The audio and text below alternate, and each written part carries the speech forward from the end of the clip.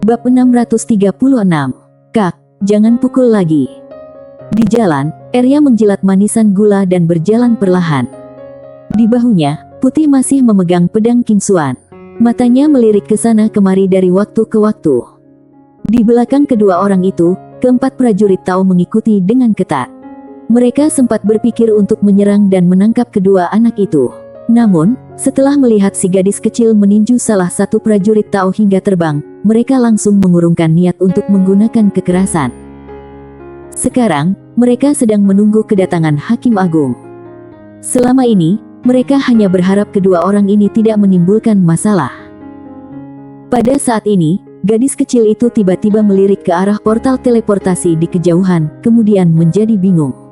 Kenapa aku sepertinya baru saja melihat cucu? Cucu. Mendengar kata-kata Arya, Putih segera melihat ke arah portal teleportasi, tetapi tidak ada apa-apa di sana. Putih berkedip, lalu melambaikan kaki kecilnya dengan cepat. Arya menjilat manisan gulanya, lalu bertanya, apa karena salah lihat? Putih mengayunkan pedang Kingsuan, entah apa yang dia ungkapkan. Setelah Arya terdiam beberapa saat, dia berkata, sepertinya aku tidak mungkin salah lihat. Ayo, kita pergi lihat. Setelah mengatakan itu, dia mengikuti Putih. Namun, tak lama kemudian, mereka dihentikan oleh pria tua di samping formasi. Pria tua itu melirik ke arah Arya dan Putih, lalu berkata, setiap orang harus bayar satu sumber leluhur. Arya membuka telapak tangannya. Dua sumber leluhur melayang di depan pria tua itu. Setelah pria tua itu menyimpan sumber leluhur, dia menyingkir. Arya menggendong Putih dan berjalan menuju formasi. Ketika dia melewati pria tua itu, dia tiba-tiba menatapnya dengan kebingungan di wajahnya. Kamu butuh sampah begini untuk apa? Pria tua itu kebingungan. Pada saat ini, Putih tiba-tiba ragu-ragu, lalu mengambil sumber leluhur lainnya dan menyerahkannya kepada pria tua itu. Pria tua itu tampak bingung. Arya berkata dengan serius, menurutnya, kamu terlalu menyedihkan. Pria tua itu terdiam. Dengan begitu, Arya masuk ke dalam portal teleportasi dengan Putih di pelukannya. Di sana, pria tua itu tampak bingung. Apakah dia miskin? Tidak jauh dari sana, keempat prajurit Tao menghela napas lega. Kedua leluhur kecil ini akhirnya pergi. Perlu diakui, dua bocah ini berkeliaran di sini membuat mereka merasa sangat tertekan. Sekarang, akhirnya mereka pergi juga. Namun, bukan berarti semuanya sudah berakhir. Pasalnya mereka berempat menemukan banyak aura misterius yang bersembunyi di sekitar mereka. Leluhur roh. Terlebih lagi, hanya ada seorang gadis kecil yang mengikutinya. Meskipun gadis kecil ini terlihat cukup jago bertarung, dia tetaplah seorang gadis kecil, jadi tidak terlihat terlalu menakutkan. Akibatnya, banyak orang mempunyai ide buruk. Leluhur roh tidak bisa dibandingkan dengan harta manapun. Terlebih lagi, leluhur roh juga membawa harta yang tak terhitung jumlahnya. Akibatnya, banyak orang diam-diam mulai menghubungi orang-orang di keluarganya sendiri dan meminta mereka mengirimkan ahli ke sana. Setelah waktu yang tidak diketahui, Sander perlahan membuka matanya. Saat membuka matanya, dia sudah muncul di pegunungan yang luas. Di sekelilingnya adalah pegunungan yang menjulang dan membentang tak berujung sejauh mata memandang. Di sisinya, semua orang dalam keadaan siaga penuh. Kapten Mulan tiba-tiba berkata, ayo, pergi. Setelah mengatakan itu, dia duluan pergi. Di sebelah Sander, Gasper menjelaskan, kita tidak bisa terbang di sini. Begitu terbang, kita akan memperingatkan iblis di sini. Jadi, kita hanya bisa berjalan. Tidak hanya itu, kita juga perlu menyembunyikan aura kita agar iblis di sini tidak waspada. Sander sedikit mengangguk dan menyembunyikan auranya. Gasper memandang Kapten Mulan dari kejauhan. Kapten Mulan adalah orang yang paling sering berada di sini dan memiliki pengalaman paling banyak. Aku mendapatkan sisik monster perang ketika mengikutinya. Sander buru-buru bertanya, di mana kamu mendapatkannya? Gasper menunjuk ke kejauhan. Gunung monster perang. Sander melihat arah yang ditunjuk Gasper. Di ujung pandangannya, ada sebuah gunung yang menjulang tinggi ke awan. Dari posisi ini, gunung itu seolah terhubung dengan langit dan bumi, terlihat sangat spektakuler. Sander bertanya, monster perang masih hidup? Gasper berucap sambil mengangguk, tentu saja dia masih hidup. Kekuatan monster perang ini setidaknya bisa menduduki peringkat 3 teratas di dunia gunung laut. Kecil kemungkinan monster setingkat ini akan mati. Sander mengangguk dan tidak bertanya lagi. Kali ini, dia datang ke dunia gunung laut karena berharap mendapatkan lebih banyak sisik dari monster perang ini sehingga Maya dapat menelan sebagian semangat juangnya, kemudian mencapai ranah leluhur. Dia dan Maya adalah satu kesatuan. Peningkatan kekuatan Maya setara dengan peningkatannya. Jika Maya bisa mencapai ranah leluhur, dia akan memiliki kepercayaan diri untuk melawan para makhluk dewa yang telah mencapai ranah Shinto. Maya sendiri adalah seorang jenius di antara para jenius. Tantangan untuk melampaui level bukanlah masalah besar. Jika keduanya bergabung dan memberikan yang terbaik, kekuatan tempur mereka akan makin kuat. Adapun sekarang, dia lebih memperhatikan ilmu pedang dan niat pedangnya. Jika Mo dan kedua makhluk dewa tidak memilih untuk bertarung dalam kelompok, dia sebenarnya ingin menantang mereka satu persatu. Dia sangat ingin melihat seberapa kuat ahli di ranah Shinto, tetapi dia tahu betul bahwa pihak lain pasti tidak akan memberikan kesempatannya. Tidak lama setelah berjalan, semua orang sampai di sebuah danau. Danau itu lebarnya ratusan kaki dan airnya jernih, tetapi dasarnya tidak terlihat. Dasarnya gelap gulita, seperti lubang hitam besar sangat menakutkan. Lihatlah. Saat itu, tiba-tiba seseorang menunjuk ke ujung telaga. Di ujung telaga, ada sesosok mayat tergeletak. Mayat itu sebesar bukit dan tidak ada aura sama sekali. Seseorang berkata dengan penuh semangat, monster setingkat ranah Shinto. Ranah Shinto.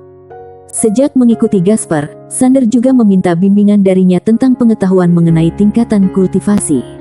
Di atas tingkat ranah leluhur, ada ranah Tao manusia, ranah Tao langit, dan ranah Shinto. Dalam tingkat ranah Shinto, ada 90% keilahian. Makin tinggi tingkat keilahian, makin menakutkan kekuatannya. Monster di ranah Shinto penuh dengan harta karun. Apalagi inti monsternya. Kalau inti monsternya lengkap, itu bisa dijual dengan harga setinggi langit. Ketika melihat mayat ini, banyak orang di sana menjadi bersemangat. Mereka terlalu beruntung. Segera setelah tiba, mereka menemukan mayat monster ranah Shinto. Namun, Kapten Mulan hanya melihatnya sekilas, lalu berbalik dan berjalan menuju sisi lain. Melihat pemandangan ini, semua orang tercengang. Salah satu dari mereka buru-buru menghentikan Kapten Mulan. Kapten Mulan, itu adalah mayat monster ranah Shinto, kamu. Kapten Mulan hanya berkata, ada yang tidak beres. Setelah mengatakan itu, dia terus berjalan menuju sisi lain. Di tempat itu, semua orang saling memandang dan ragu-ragu. Pada saat ini, seorang pria paruh baya tiba-tiba berkata, semuanya, ini adalah kesempatan bagus bagi kita. Selama mendapatkan tubuh monster ini, kita tidak perlu khawatir tentang sumber daya kultivasi untuk 1000 tahun ke depan. Jika inti monsternya masih utuh, akan lebih menguntungkan. Apalagi kita tidak perlu terus mengambil risiko menjelajah lebih dalam. Setelah mengatakan ini, dia memandang semua orang dan berkata, kekayaan dapat ditemukan dalam bahaya. Kalau ingin kaya, ikuti aku. Setelah mengatakan itu, dia berjalan menuju mayat monster di kejauhan. Orang-orang lainnya mengikuti setelah ragu-ragu sejenak. Gasper juga ingin pergi karena dia juga sangat tergoda. Selama dia mendapat bagian kecil dari mayat monster sebesar itu, dia bisa menghasilkan banyak uang. Namun, Sander menariknya. Dengan begitu, kecuali Sander, Gasper, dan seorang pemuda berjubah hitam, orang-orang lainnya memilih mengambil risiko untuk mendapatkan mayat monster tersebut. Mereka bertiga segera menyusul Kapten Mulan. Sebelum orang-orang itu pergi terlalu lama, serangkaian jeritan melengking terdengar dari belakang mereka. Saat Sander hendak menoleh untuk melihat, Kapten Mulan tiba-tiba berkata dengan dingin, jangan melihat ke belakang, teruslah berjalan. Setelah berbicara, dia mempercepat langkahnya. Sander ragu-ragu sejenak, tidak memilih untuk melihat ke belakang, dan mengikuti Kapten Mulan dengan cepat menuju kejauhan. Di belakang, jeritan beberapa orang terus terdengar. Butuh waktu setengah jam hingga jeritan itu berhenti. Di hutan lebat, Kapten Mulan terus berjalan ke kejauhan tanpa berbicara. Di sebelah Sander, wajah Gasper sedikit pucat. Jika Sander tidak menghentikannya, dia akan langsung kehilangan nyawa. Gasper menyeka keringat dingin di dahinya, lalu bertanya, "Dik Sander, kamu tahu itu jebakan?" Sander menggelengkan kepalanya. "Aku tidak tahu." Wajah Gasper penuh keraguan.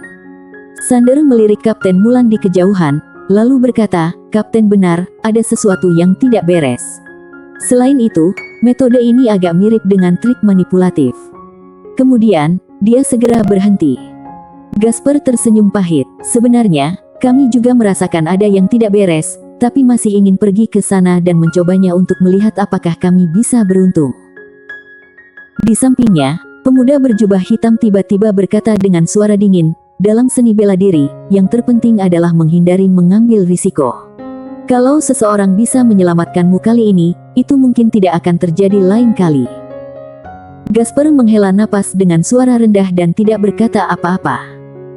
Sander melirik pemuda berjubah hitam, lalu memandang Gasper dan berkata sambil tersenyum, "Kak Gasper, ini adalah pelajaran yang bagus. Selain itu, alasan aku tidak pergi bukan sepenuhnya karena berpikir itu adalah sebuah jebakan." Gasper sedikit penasaran. "Apakah ada alasan lain?" Sander mengangguk. "Ya." Gasper bertanya, "Apa alasannya?" Sander berkata dengan serius, "Karena aku sangat kaya. Aku sama sekali tidak tertarik dengan mayat monster ranah Shinto." Ekspresi Gasper membeku. Pemuda berjubah hitam melirik Sander. "Apa kamu sangat kaya?" Sander mengangguk. Pemuda berjubah hitam itu tertawa. "Kamu hanya melihat begitu banyak hal di dunia ini, tapi berani mengatakan bahwa kamu kaya. Konyol." Sander tersenyum dan tidak menanggapi provokasi dari pemuda berjubah hitam. Dia menoleh ke Gasper dan berkata sambil tersenyum, "Kalau aku juga miskin, aku mungkin juga akan tergoda oleh keserakahan dan ingin mengambil risiko. Jadi, Kak Gasper, jangan terlalu dipikirkan. Memiliki pikiran seperti itu adalah hal yang wajar. Tapi, di masa depan, kamu tetap harus berhati-hati.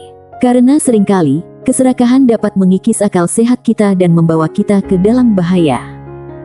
Mendengar perkataan Sander, Gasper tersenyum tipis. Hatinya terasa hangat. Sander cukup baik. Kapten Mulan menoleh sedikit, melirik ke arah Sander, kemudian melanjutkan perjalanannya. Pada saat ini, pemuda berjubah hitam di sampingnya tiba-tiba berkata, "Bukankah kamu sangat kaya? Kalau begitu, kenapa kamu datang ke tempat ini untuk mengambil risiko?" Sander melirik pemuda berjubah hitam dan berkata sambil tersenyum, "Sobat, kita tidak punya dendam. Kenapa harus memprovokasi? Kenapa tidak menganggap perdamaian sebagai hal yang paling penting dan bergandengan tangan untuk menghasilkan banyak uang?" Pemuda berjubah hitam menatap Sander dengan dingin dan berkata, "Aku benci orang sepertimu yang paling suka pamer. Kamu tidak punya kemampuan apapun, tapi hanya tahu cara pamer. Selain itu, kamu tidak memenuhi syarat untuk menjadi sobatku." Pada saat ini, Sander tiba-tiba menghilang. Sebelum orang itu sempat bereaksi, wajahnya ditampar oleh Sander. Plak! Pemuda berjubah hitam itu terbang langsung beberapa meter jauhnya. Sander bertepuk tangan, lalu berkata dengan tenang, "Benar saja, seringkali tidak boleh terlalu menghargai orang lain. Kalau tidak, mereka akan mengira kamu mudah ditindas." Setelah mengatakan itu, dia bergegas ke depan pemuda berjubah hitam itu. Pada saat itu, pemuda berjubah hitam itu mengangkat tangannya dan berkata dengan suara gemetar, "Kak, jangan pukul lagi. Aku menyerah." Sander terdiam. Gasper kehabisan kata-kata. Bersambung.